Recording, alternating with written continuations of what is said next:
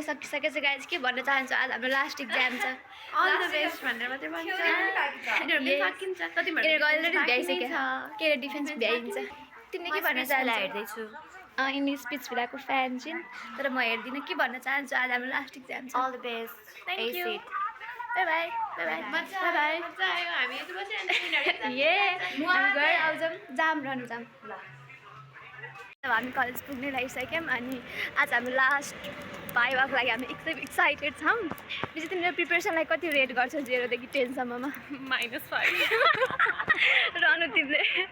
-10 केही पनि पढेन आज त आज हामी केही पढेको छैन किनभने भाइभा त हो आज के भन्न चाहन्छु विशेष तिमी मेरो युट्युब च्यानलमा आयो भने चाहिँ सबै एन्सर भन्ने आएन भने सरी सर भनेर आउने लास्ट त्यही हो अनि जुनियरहरूलाई के एडभाइस दिन चाहन्छौ जुनियरहरूलाई भाइभाले पढ्नु पर्दैन यसै गरिहाल्छ आइहाल्छ थियो दिइसक्यौँ एक्जाम गाइस तिमीले गर्नु भोलि हाम्रो फेयरवेल हो अब हामी आज हामी त डान्स पनि गर्न लाग्नु सरप्राइज जान्छु तर यहाँ सबैलाई भनिसकेको छैन अब के सरप्राइज हुन्छ हामी सेकेन्ड आएर थाहा छैन अनि हिजो अन्साहरू आएर छुट्टै त्यो डान्सको बोला भइहाल्यो कि अब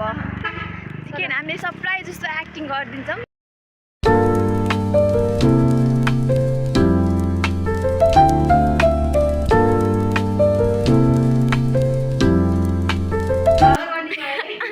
हाम्रो क्लासको दुईजना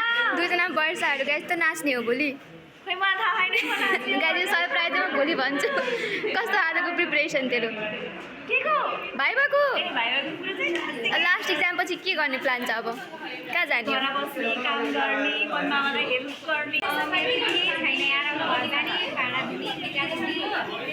अनि पढेर चाहिँ कति आएको त्यस्तै हो पढेर आएनौ आज हाम्रो लास्ट एक्जाम छ कतिको एक्साइटेड छस् किनभने म एक्लै बस्छु तर मलाई एक्लै बस्न नगइन्छ अब घर जानुपर्छ भनेर अनि कतिको पढेर आइछस् आजको प्रिपरेसन मैले आज 0 आज लास्ट एक्जाममा चाहिँ के गर्छौ त अनि होइन पढाइको नाम फाइल लिएर आइछन् गाइस हामीले फाइल बनाएको नि छैनौँ तर यिनीहरूले लिएर आइछन् होइन कि फाइलमा लेखे हो कि फाइलमा थ्योरी लेखेर लिएर हो के प्लान छ आज एक्जाम सकेपछि आज एक्जाम दिने बेला आज नि भयो भने त्यही भनिदिने हो D2 कपी पेस्ट अस्तिकै एक्जाम पछि पार्टी गर्न जाने हो कि नै त आज जाने हो यस भोलि त पार्टी छ वो किन ढिला आयो गाइस कतिको पढेर आज तिमीहरूले आज लास्ट एक्जाममा के भन्न चाहन्छु आज लास्ट एक्जाम हो कि थिएछ त केही नै होइन हाम्रै ग्रुपको मेम्बर हो यो किन गरम लाग्यो गरम हामी सब प्रिपेयर गरिसक्यौँ हामी जस्ट प्रेजेन्ट त गर्ने हो नि एक्जाम आजको एक्जामको लागि तिमी कतिको प्रिपेयर छौ भन आजको लागि त अब त्यो एक्जाम दिएको हो थियो एक्जाम त्यही हिसाबले त अलिअलि आउला नि भनेको आउँछ हामीलाई आउँछ तिमी आज कतिको प्रिपेयर छौ भन म त ऊ चाहिँ सबसे पहिले बढी पढ्न लाग्छ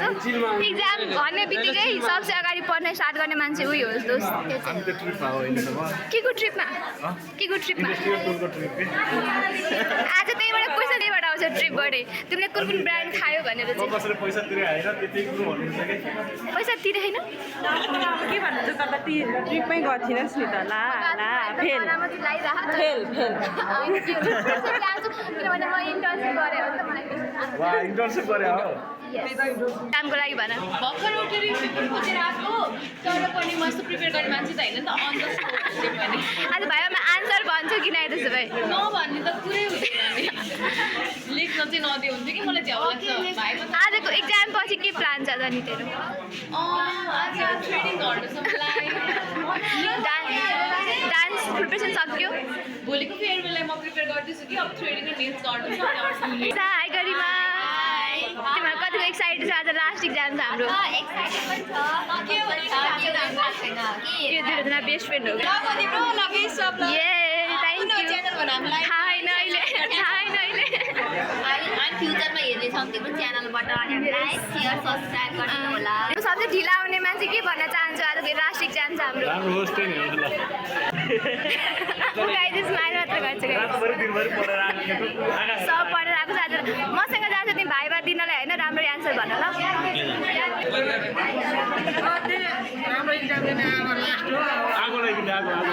ए गाइस आगो लगाइ छैन गाइजहरू